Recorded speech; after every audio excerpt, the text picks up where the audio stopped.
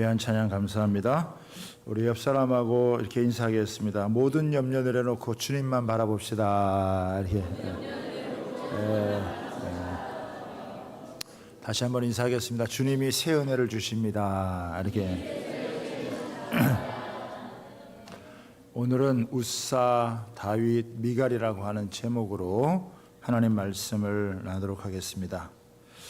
지금까지 여러분들은 살아오면서 누가 여러분 집을 찾아왔을 때 가장 기뻤나요? 여러분의 집에 누가 방문했을 때 가장 기뻤을까요? 시어머니? 시아버지? 친구? 아니면 뭐 직장 동료, 때로는 부모님일 수 있고 또 자녀들일 수 있고 뭐 오랜 지인일 수도 있는데요. 오늘 다윗을 통해서 다윗은 어떠했는지 우리가 한번 살펴보는 시간을 갖도록 하겠습니다. 다윗은 20년 만에 이스라엘의 왕이 되자 예루살렘을 정복해서 나라의 수도로 삼고 또 이스라엘을 지속적으로 위협하는 블레셋을 물리치고 나라를 안정을 시켰습니다. 그리고 이렇게 태평성대하고 좋을 때 하나님의 언약궤를 다윗성에 모셔와야 되겠다, 이런 마음을 먹고 실행을 하게 되어집니다. 하나님의 법궤는 지난 30년 동안 기럇 여아림의 아비나답이라고 하는 사람의 집에 머물러 있었습니다. 사울의 통치 기간 중에 블레셋과의 싸움에서 하나님의 언약궤를 들고 나갔다가 그만 뺏기고 말았어요. 블레셋 땅에 하나님의 언약궤가 7개월 동안 있는 동안에 블레셋 사람들이 재앙을 당해서 하나님의 언약궤를 우리가 도저히 갖고 있을 수 없다, 다시 돌려보내자 해가지고 이스라엘로 보낸 다음에 그 보낸 곳이 기럇 여아림의 아비나답의 여러분 집입니다. 그러니까 사울 왕은 40년 통치를 하면서 20년은 하나님의 법궤 없이 통치를 한 거예요.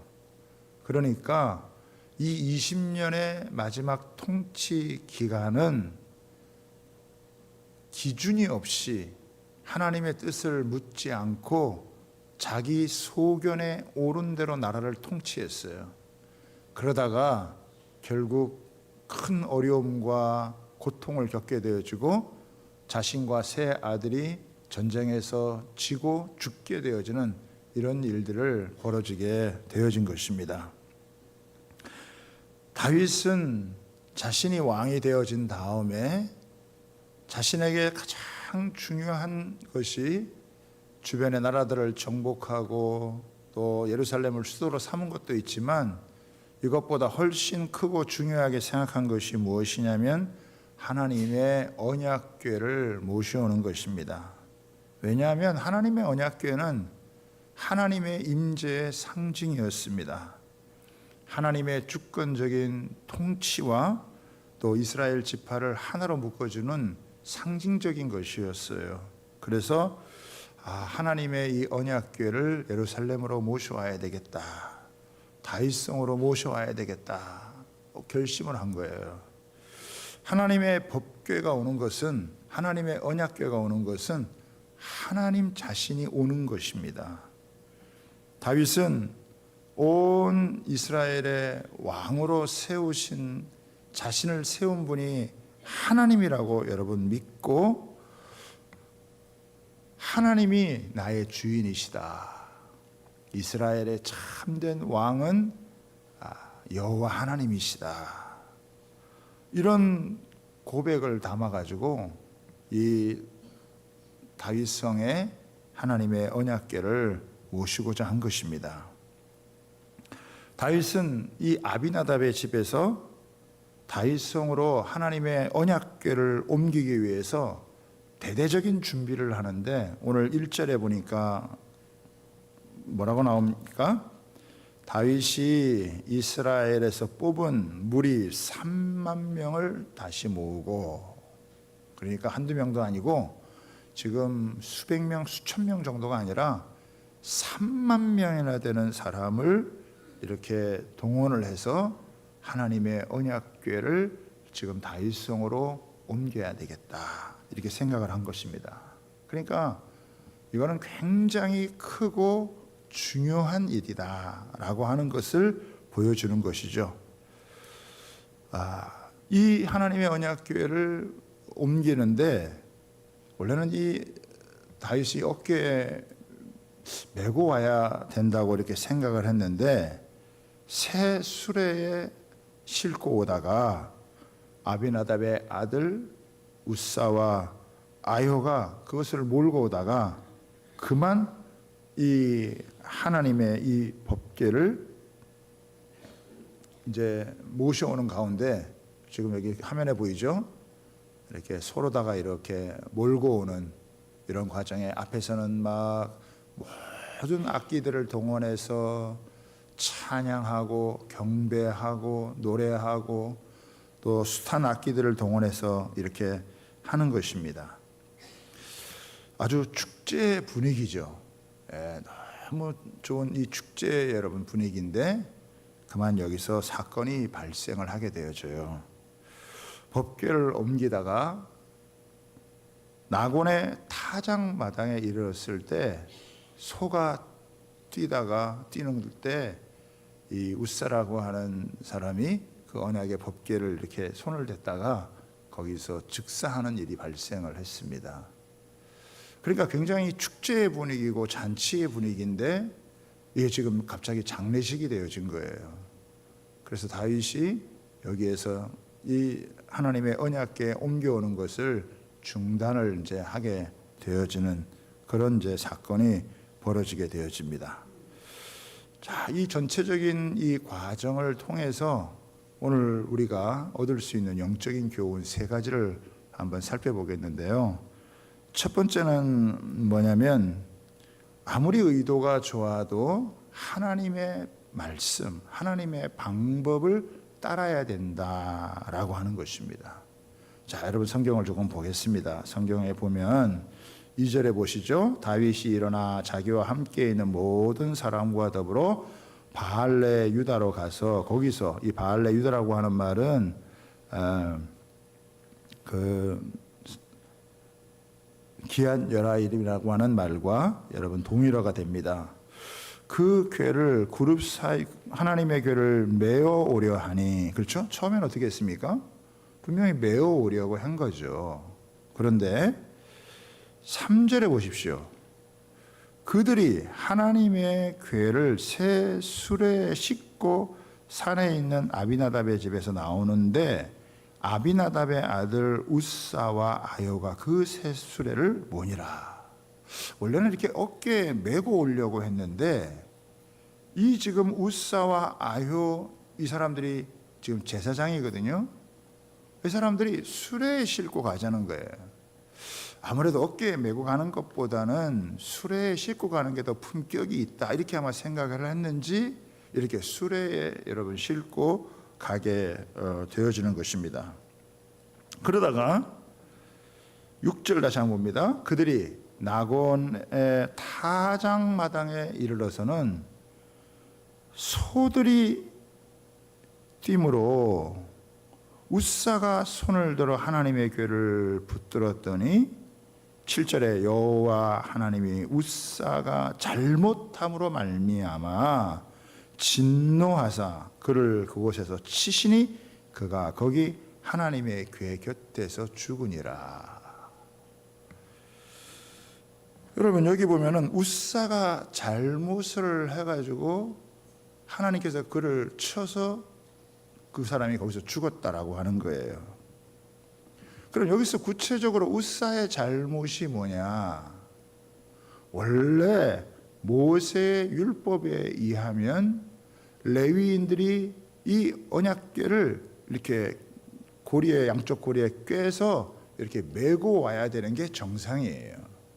그런데 이렇게 하는 게 하나님이 가르쳐 주신 방법인데 이렇게 하지 않고 수레에다가 이것을 싣고 오는 건데 이것은 블레셋 사람들이, 이방인들이 하던 방법이라 이거예요. 그러니까 하나님의 교회를 옮기는 것은 굉장히 중요한 일이지만, 그러나 그 방법에 있어서 하나님의 뜻을 따르지 않은 것입니다.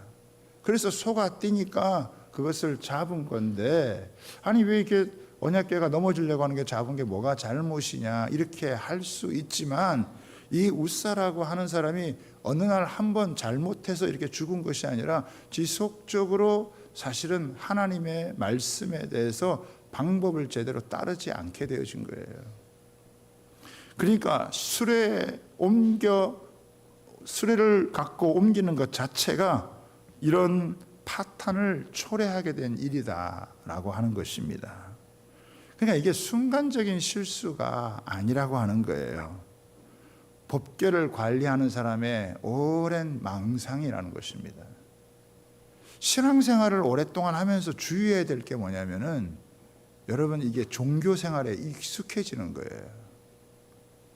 진짜 하나님을 제대로 만나고 섬기는 게 아니라 종교생활에 익숙해지는 거, 그거 굉장히 무서운 거예요.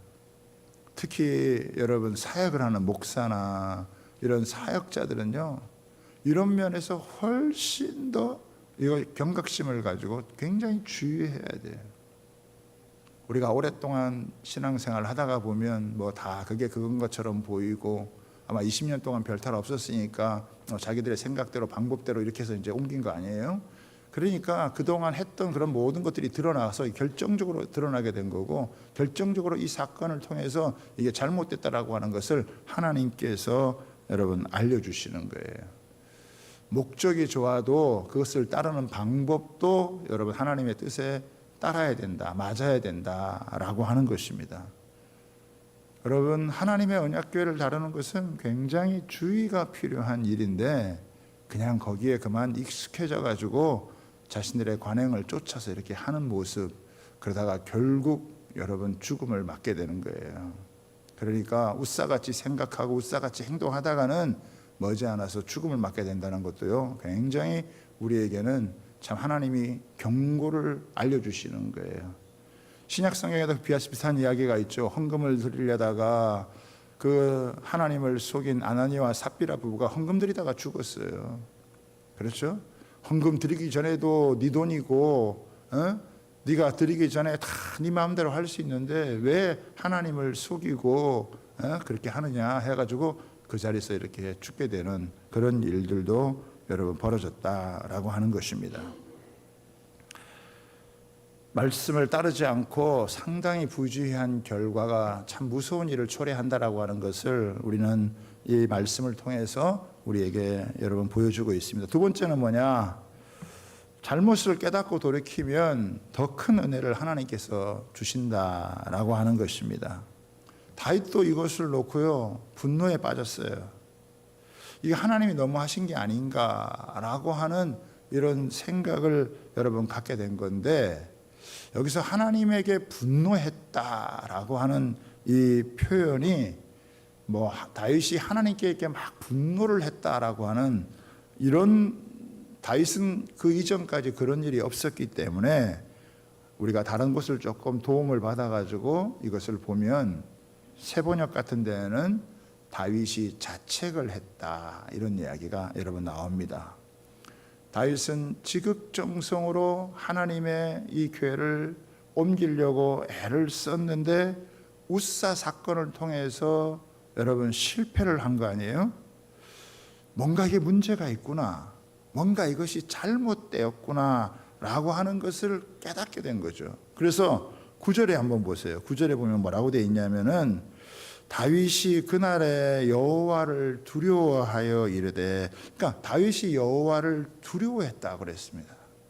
그러니까 이 다윗이 이거 내가 뭔가 잘못했구나, 뭔가 이것은 실수를 했구나라고 하는 것을 여러분 생각을 하게 되어진 것이죠. 하나님의 교회를 수레에 싣고 옮기는 것이 아닌데 잘못된 것을 이 웃사 사건을 통해서 깨닫게 된 것입니다. 그래서 그 이후로는요, 더 철저하게 하나님의 말씀을 따르는데, 역대상 15장 13절 이런 말씀이 있습니다.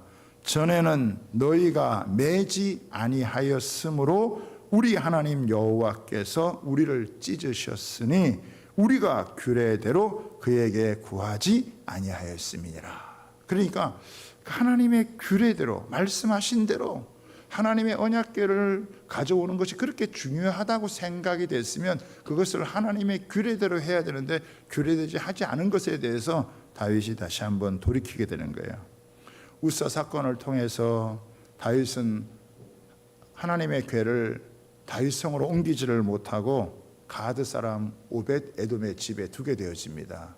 여러분, 사람이 죽어나간 상태에서 그 하나님의 궤를, 이 무서운 것을 잘못 따랐다가는 큰일 나는데 자기 집에 두는 것이 쉽지 않았겠죠. 그런데 가드 사람 오벳 에돔의 집에 3개월이 있은 거예요.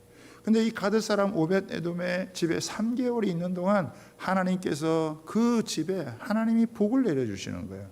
온 집안에 하나님께서 복을 내려주시는다는 거예요. 그래서 다윗은 안 되겠다. 이제 하나님께서 이 오벳 에돔의 집에 복을 내려주시는 걸 보니까 하나님의 언약궤를 잘못 따라서 그렇지 제대로만 하면 이게 엄청난 은혜요 복이 되겠구나라고 하는 것을 알게 된 것입니다. 그러면 오벳 에돔의 집에 무슨 복을 받았느냐? 여기 사무엘 하에는 잘 안 나오지만은 역대상 26장에는 이 오벳 에돔이 8명의 자녀를 낳습니다. 그리고 그 아들들이 다스리는 자가 되고 큰 용사가 되고 능력 있는 자손들이 돼요. 그래서 하나님의 그 어려운 가운데 하나님의 언약궤를 맡은 그 오벳 에돔의 집이 이렇게 하나님의 큰 복을 받게 되어지는, 은혜를 입게 되어진다는 거죠. 이 소리를 들으니까 다윗이 반드시 내가 다시 이 언약궤를 모셔와야 되겠다라고 하는 마음을 갖고 오벳 에돔의 집에 사람을 보내는데, 이제 3만 명을 동원하는 것이 아니라 아주 조심스럽고 정성스럽게 모셔가기 위해서 레위 사람, 이 하나님의 택함을 받은 레위 사람들 862명을 모아가지고 하나님의 언약궤를 이제 모셔오는 것입니다. 자, 13절 한번 보겠습니다. 13절 한번 여러분 읽어보시죠. 시작. 여호와의 궤를 맨 사람들이 6걸음을 가매 다윗이 소와 살진 송아지로 제사를 드리고, 14절 다윗이 여호와 앞에서 힘을 다하여 춤을 추는데 그때 다윗이 에봇을 입었더라. 그러니까 6걸음 가는데 거기에다가 여러분 소로 송아 살진 송아지로 제사를 지낸다는 것은 이제 뭐 빨리 옮긴다라고 하는 것보다는 신중하게 제대로 옮기겠다라고 하는 다윗의 마음이 있는 거예요. 그리고 거기서 제사를 드리면서 여호와 앞에서 뭐 힘을 다해서 춤을 추는 거예요. 그냥 이게 뭐 가만히 있을 수가 없는 거예요. 그냥 다윗이 막 얼마나 마음에 기쁨이 넘치고 흥분이 되어지는지 도대체 뭐 가만히 있을 수가 없어가지고 일어나서 그냥 막 춤을 막 덩실덩실 추는 거예요. 배로다가 옷을 입었기 때문에 막 몸이 드러날 수 있는데도 뭐 그런 거 하나 아랑곳하지 아니하고 막 자기 속에 막 얼마나 막 기쁨이 차고 넘치는지 그냥 가만히 앉아 있어서 그냥 조용히 뭐 품위를 지키면서 이렇게 옮길 수 있는 그런 상황이 아니라 그냥 막 그냥 기뻐서 그냥 뭐 왕의 체면이고 채통이고 이런 거 뭐 상관하지 아니하고 하나님 앞에서 막 기뻐 춤을 추는 거거든요. 여러분, 우리 영혼이 마비가 되면요 손과 발이 움직이지를 않아요.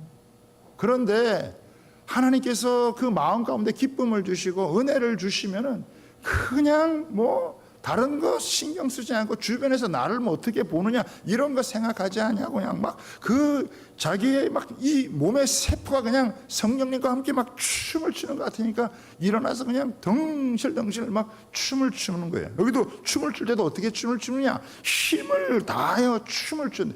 뭐 다윗이 어떤 춤을 췄는지 뭐 BTS 같이 춤을 췄는지 뭐 그건 잘 모르겠어요. 그렇지만 하여간 뭐 대단하게 왕이 그냥 춤을 추는 그런 모습을 보게 된 것이죠. 그리고 뒤따르던 15절에 보면 다윗과 온 이스라엘 족속이 즐거이 환호하며 나팔을 불고 여호와의 궤를 메어 오니라. 그냥 막 너무너무 좋아가지고 막 덩실덩실 춤을 추는 그런 모습, 여러분 한번 상상을 한번 해보세요. 여러분 가끔 보면은 칠순잔치나 팔순잔치 때 자녀들이 부모 앞에 나와가지고 막 춤을 추면서 그동안 우리 어머니 우리 아버지가 고생하셨다 그러면서 그냥 막 자식들이 나와서 한 곡씩 부르면서 막 춤을 추잖아요. 그렇죠? 그런 것처럼 하나님의 은혜를 생각하니까 너무 고맙고 감격을 해가지고 다윗이 막 춤을 추는 거예요. 지난 20년의 세월을 돌아보면 매 쫓겨다니고 또 도망을 치면서 때로는 미친 척도 해야 되고 자존심도 다 내려놓고 그냥 그 광야에서 어려운 가운데 생활을 했는데 하나님께서 약속하신 대로 자기에게 기름을 부어서 이스라엘의 왕이 되게 하시고 왕이 된 이스라엘 이 다윗이 예루살렘 성을 차지하고 블레셋을 물리치고 이제 나를 그렇게 만들어 주신 하나님의 언약궤가 온다고 그러니까 그냥 가만히 있지를 못하고 그냥 막 이렇게 여러분 춤을 추는 거죠. 막 너무너무 막 하는 거예요. 예. 저렇게 옷을 다 벗고 춘 건 아닌 것 같은데 하여간 뭐 저런 그림을 하여간 배옷 입었는데 막 속이 드러날 정도로 했으니까 또 남들이 보기엔 약간 민망한 부분도 없지 않아 하여간 있었던 것 같아요. 그렇지만 너무너무 여러분 좋았기 때문에 여러분 춤을 춘 거예요. 여러분 언약궤는요 어떤 사람은 죽게도 하지만 어떤 사람은 춤을 추게도 한다는 거예요.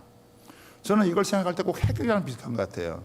핵을 잘못 따르면 어마어마한 재앙이 임하지만 그 핵을 잘 사용하면 어마어마한 에너지를 여러분 방출하기 때문에 굉장히 유익하죠. 그런 것처럼 하나님의 언약궤는 사람이 함부로 따라서는 안 되지만 하나님의 말씀을 따라 제대로 하면은 너무 크고 놀라운 은혜를 여러분 베풀어 주시는 거예요. 다윗이 이렇게 기뻐하는 거, 다윗이 이렇게 춤을 추는 거 누가 그거를 여러분 이해할 수 있겠습니까? 그냥 성도들은 황호하고 그리고 나팔을 불고 춤을 추면서 전진을 하며 화목제를 드리고 번제를 드려 나가는 모습, 야 이거 대단하죠. 그런 거 보면요 우리는요 너무 얌전하게 예배 드리는 거예요. 여러분들은요 되게 여러분은 경건한 분인 거 아시죠? 예. 몇 번하고 한번 인사하세요. 예. 좀 풀려주길 바랍니다. 이렇게 한번 인사 한번 하시죠. 좀 풀려주기 바랍니다. 옛날에 우리 게더링 때요,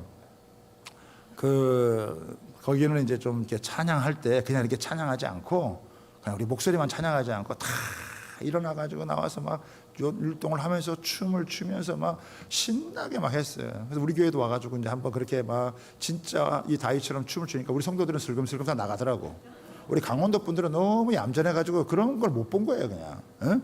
이게 뭔가 이상하다, 뭐 여기 뭐 이단이 아닌가, 뭐 잘못된 거, 우리가 슬금슬금 나는 거. 나중에 보니까 그렇게 안 해본 거예요.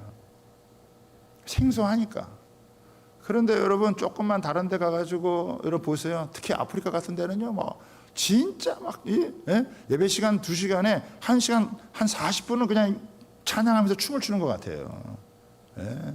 그냥 막 춤을 추면서 노래하면서 그냥 전부 다 막 움직이고 막 그러니까 막 이 분위기 전체가 그냥 무슨 뭐 다른 사람들이 보면은 와 완전히 무슨 나이트클럽 뭐 완전히 나이트클럽 분위기죠. 완전히 그냥 예수님 안에서 그냥 성령님 안에서 막 춤을 추고 그러면은 처음 보는 사람이 이게 뭐 어리둥절할 정도로 그 다윗이 막 그렇게 앞에서 춤을 추고 그러니까 아마 참 다른 사람들도 다 같이 환호가 있으니까 뭐 다른 사람들은 별 신경 쓸 게 아닌 것 같아요. 그리고 다윗이 뭐라 했느냐? 여호와의 이름으로 백성들을 여러분 축복을 했습니다. 여러분 한번 성경 한번 보세요. 자, 한번 보십시오.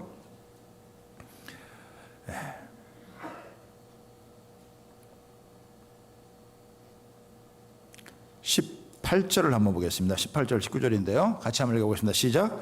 다윗이 번제와 화목제 드리기를 마치고 만군의 여호와의 이름으로 백성에게 축복하고 모든 백성 곧 온 이스라엘 무리에게 남녀를 막론하고 떡 한 개와 고기 한 조각과 건포도 떡 한 덩이씩 나누어 주매 모든 백성이 각기 자기 집으로 돌아가니라. 이게 뭐 다윗 혼자 즐거워할 게 아니라 모든 백성이 즐거워하고 기뻐하고 이날은 큰 축제의 날이요 큰 절기라고 생각을 하고 뭐 진짜 그야말로 축복이 넘치는 잔치의 날이라고 생각을 해가지고 이렇게 막 나눠주고 함께 기뻐하는 거예요. 사실은 우리 교회가요 이런 기쁨을요 만끽해야 되는 게 우리 교회의 사실은 진짜 모습이에요.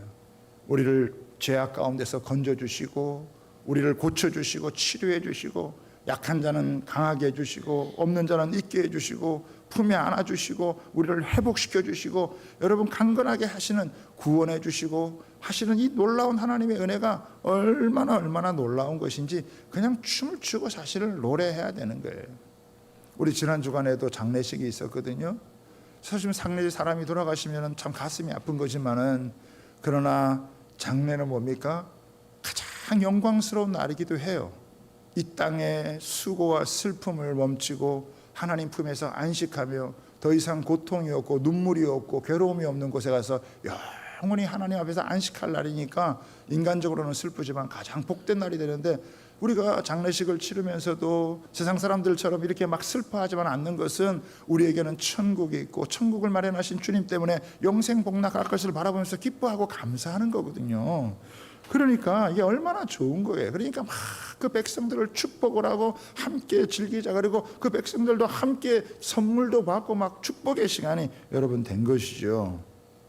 자, 이제 세 번째, 은혜 받은 후에 가까운 곳에서 시험이 올 때 잘 이겨야 된다는 것입니다. 다윗이요 자기 가족을 축복하러 들어갔습니다. 20절 보세요. 같이 읽습니다. 시작. 다윗이 자기의 가족에게 축복하러 돌아오매.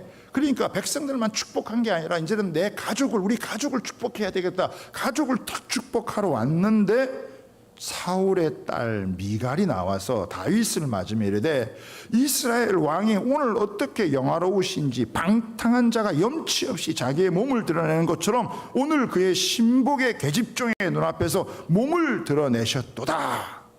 이렇게 하면서 이렇게 방탕한 자같이 그렇게 행동하느냐 그러면서 아주 다윗을 비난하는 거예요. 사실은 다윗과 가장 가까운 사이인데 지금 이렇게 지금 얘기를 하는 거예요. 그러면서 여러분 또 하나 보세요. 16절 한번 보세요. 같이 있습니다. 시작. 여호와의 개가 다윗성으로 들어올 때 사울의 딸 미갈이 창으로 내다보다가 다윗 왕이 여호와 앞에서 뛰놀며 춤추는 것을 보고 심중에 그를 업신여기니라. 여러분 지금 이 미갈은 지금 자기 사정이 어떤 사정이에요? 아버지도 죽고 그 남자 여러분 형제들도 죽고 자기 혼자 있다가 지금 다윗의 첫 아내였다가 다른 사람에게 여러분 시집 보내셨다가 다윗이 왕이 된 다음에 다시 돌아온 다윗이 그래도 그걸 버리지 아니하고 자기 아내로 다시 삼은 그런 여러분 상황이잖아요. 그런데 여기 보면은 또 지금 뭐라고 얘기를 하냐면 그러면 글에 기록을 할 때 다윗의 아내 미갈 이렇게 얘기해야 되는데 그렇게 이야기를 하지 않고 어떻게 하고 있어요? 사울의 딸 미갈이라고 하고 있어요. 왜? 끝까지 그는요 다윗과 마음을 합하지 않았어요. 사실은 하나님의 마음에 합한 다윗의 아내가 되어서서 다윗이 누리는 그 영광을 함께 누릴 수 있음에도 불구하고 그것을 내쳤다는 거예요. 왜? 그 마음의 교만 때문이죠. 하나님께 은혜를 입어서 춤을 추는 다윗을 이해를 못하는 거예요. 왜 저렇게 기뻐하는지, 왜 저렇게 춤을 추는지 그거를 이해를 못하는 거예요. 그럼 이해를 못하면 어떻게 해요? 가만히 있으면 되잖아요. 근데요 이 입을 잘못 놀린 거예요. 왕이 채통도 없이 말이죠 방탕한 자들이 저렇게 하는 것처럼 그러면서 다윗을 아주 깔보고 업신여기는 마음을 가지고 그렇게 하는 거거든요. 다윗이 뭐라고 얘기합니까? 21절에 대답하는 거예요. 보십시오. 다윗이 미갈에게 이르되 이는 여호와 앞에서 한 것이니라. 그가 내 아버지와 그의 온 집을 버리고 나를 택하사 나를 여호와의 백성 이스라엘의 주권자로 삼으셨으니 내가 여호와 앞에서 뛰놀리나 내가 이보다 더 낮아져서 스스로 천하게 보일지라도 내가 말한 바 계집종에게는 내가 높임을 받으리라 한지라. 이 무슨 말이에요? 내가 너한테 그렇게 무시당할 사람이 아니라는 거예요. 네가 그렇게 나를 무시할 그런 상황이 아니라는 거예요. 다윗은 하나님께서 나를 이 자리에 세워주었기 때문에 내가 이곳에서 하나님을 기뻐하고 즐거워한다라고 하는 그런 마음을 가지는 거예요. 그래서 여기 보면요, 계속 지금 반복돼서 나오는 단어가 있는데 그게 뭐냐면 14절에 다윗이 여호와 앞에서, 16절에 다윗 왕이 여호와 앞에서 뛰놀며 춤추는 것을 보고, 17절에 번제와 화목제를 여호와 앞에 드리니, 21절에 여호와 앞에서 요 본문에서요 5번이나 나와요. 다윗은 여러분 누구를 인식합니까? 하나님을 바라보고 하나님을 앞에 두고 하나님을 앞에 예배하는 거예요. 그런데 이 미갈에게는 그런 마음이 없어요. 우리가 하나님을 바라보고 하나님을 의지할 때요, 하나님을 모르는 사람들은 그걸 보고 비난할 수도 있다는 거예요. 왜 저러지? 예? 아주 우습게 여기고 천하게 여러분 여길 수 있다는 거예요. 꼭 가장 가까이에 있는 사람이 이런 시험을 걸 수도 있다는 거예요. 근데 다윗은 여기에 넘어가지 않았어요. 다만 하나님의 말씀을 선포한 거예요. 내가 이렇게 한 것은 뭐 사람들에게 잘 보이기 위해서, 사람들에게 뭐 어떻게 하기 위해서, 사람들이 뭐 좋게 여기면 좋은 거고 아니면 아닌 게, 그게 아니라 내가 한 것은 하나님에게 한 것이다 라고 고백하면서 하나님 앞에서 자신의 한 행동을 갖다가 선포하는 거예요. 대신 미갈은 어떻게 됐습니까? 23절이세요. 사울의 딸 미갈이 죽는 날까지 그에게 자식이 없으니라. 다윗으로 말미암은 모든 축복에서 여러분 제외가 되어졌고, 혼자 따로 떨어져 가지고 살다가 자식 없이 인생을 마감하게 된 거예요. 열매 없는 인생으로 끝나게 되어진 것입니다. 여러분 조심해야 돼요. 우리가요, 내가 잘 이해되지 않아도, 내가 잘 여러분 몰라도 여러분 함부로 입을 말하면 안 되는 거죠. 그렇죠? 아마 미갈이 가만히만 있었어도 이렇게까지는 안 됐을 것 같아요. 그런데 왜 잘 알지도 못하면서 그런 왕을 갖다가 비난을 해가지고, 아니 자기 남편이고 자기 여러분 왕이고 그러면 그 왕이 높아져야 자기도 높아지는 거지, 그 왕을 자기가 깔아뭉개가지고 자기가 높아질 수 있겠어요? 다윗이 그런 여러분 미갈하고 함께 할 수 있겠습니까? 절대 함께 할 수가 여러분 없죠. 그러니까 내려놓게 되는 거예요. 그러니까 혼자 그냥 열매 없는 인생으로 끝나게 되어지는 것입니다. 사랑하는 여러분, 오늘 우리가 세 인물을 살펴봤어요. 웃사라고 하는 사람은 제사장이었고, 하나님의 말씀을 가장 잘 따라야 될 사람이 하나님의 말씀을 저버리고 인간적인 방법, 자기가 더 좋다고 생각하는 방법을 쫓다가 결국은 여러분 무너진 사람이 되어졌고, 다윗은 하나님의 마음에 합한 사람이 되어졌어요. 내가 이렇게 될 수 있는 것은 하나님 한 분밖에 없다. 하나님만이 나에게 이런 은혜를 주셔서 내가 이스라엘의 왕이 되어지고, 하나님 나에게 복을 주시고 은혜를 베풀어 주셨다고 하는 거, 내 힘으로 할 수 없고 내 능력으로 감당이 안 되는 건데, 하나님이 나를 도와주셔서 내가 왕이 되어져서 이 나라를 통치하고 다스릴 수 있다는 그런 마음을 가지고 하나님을 모신 거 아니에요? 여러분, 일을 조금이라도 제대로 해보려고 했던 사람은요 알아요. 이게 아이들 하나 가르치는 것도, 회사 조그만 거 운영하는 것도, 뭐 조그만 여러분 사업 하나 하는 것도요, 일하는 것도요, 이게 내 마음대로 안 된다는 거 여러분 너무너무 잘 알아요. 진짜 하나님이 도와주시면 안 된다.